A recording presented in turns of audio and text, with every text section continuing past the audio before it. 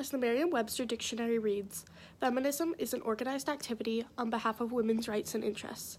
The common misconceptions of the word feminism have caused rapid decrease in beneficial advancements for all genders.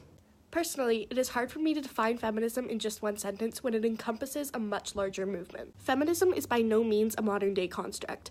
This search for change in Canada has evolved since 1886, when women began to demand rights. Sourced from the Canadian Encyclopedia, when the First World War ended in 1918, most women in Canada won the right to vote. The women many centuries before women now have fought constant physical and social battles in order to reach a place where gender equality is present in some situations. In order to test how feminism has or has not been implemented into students' lives, I asked my sister a few questions who works at UFV Student Life and focuses on the progress of women's rights in a school setting. Feminism to me is the notion that all genders are equal, regardless of who the person is. Their gender identity is valid and they deserve equal rights and equal social value. For me, I don't believe that the term is discriminative because I believe that it has many different meanings and definitions. But I think at the core of feminism is just the notion that everybody deserves to be equal. So yes, even though there's a female meaning behind the word in feminism, I believe that people who are truly feminists and who truly believe in the notion of feminism believe that all genders should be equal. I mean, I speak from personal experience here. Growing up as a female identifying person, I've maybe not faced as many like wage gap and actually political things, but I have faced a lot of social inequalities that have made me feel like there's maybe a social barrier, such as going into a specific workforce because it's male dominated, or you can't do this, you're a woman. And that's not really people even saying it, that's just kind of like a societal pressure.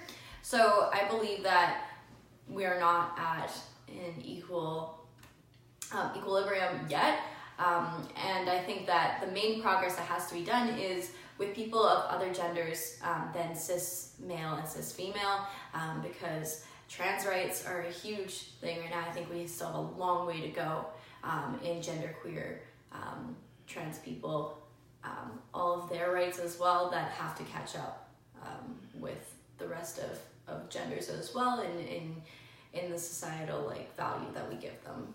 So it is clear that each person defines and experiences feminism so differently. These diverse definitions can lead to quick conclusions as to what feminism is and what feminism is not. Thanks to the Huffington Post, we know that experts believe teaching gender equality is about teaching all kids, regardless of gender, to express themselves how they want.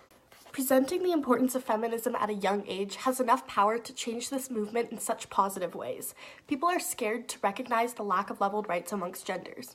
The normalization of communication needs to happen in order for new generations to fully understand gender inequality. The complexity of feminism isn't as real as the media makes it seem.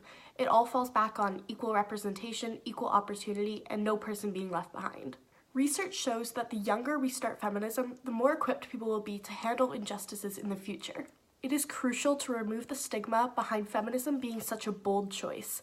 We, as the next generation of parents and teachers, need to teach how powerful and evolutionary the movement of feminism can be. Without being aware of what social constructs, such as gender, entail, children will grow up having no idea how to deal with injustices or assumptions based around how they identify. A woman named Marie Claire, who reflects on the evolution of women's rights, said the following: "Feminism boils down to the hard work both men and women have to do to level the playing field. Instead of becoming educated, people often shy away from the idea of making change because they know it'll take a lot of time or a lot of people. Because of the oppressive term, men can feel as if they are on the outs or as if they don't play an important part in the movement. This could not be further from the truth, considering that men taking action plays a huge role in the advancements of women's political, social, and economical rights. Men in the media play a huge role as to how our society is influenced." Cited from The Atlantic, Michelle Rempel put it plainly: "Trudeau came out and asked for strong women." Justin Trudeau is the prime example of one who is able to use his privilege to advance other social groups. His practice of inclusive language and opportunity has influenced many others to start doing the same. Privilege is a social construct and has led to such a never-ending fight for women. Once men, women, and all people are able to recognize the interconnectedness of all our fights, then we will be able to reach that place of justice and equality. As we're able to see, feminism is more powerful and less exclusive than the media portrays it to be. The misconceptions of the word feminism alone have been a step back for all people wishing to progress forward. We, as the current generation of students, are the next generation of teachers. We must take action now so that in our children's classrooms, they can learn about our progress. Feminism is a fight that simply won't be won until the stigma behind it is broken. So let's stop calling feminists crazy, and let's start recognizing them as the people that seek equality for women, men, and all people.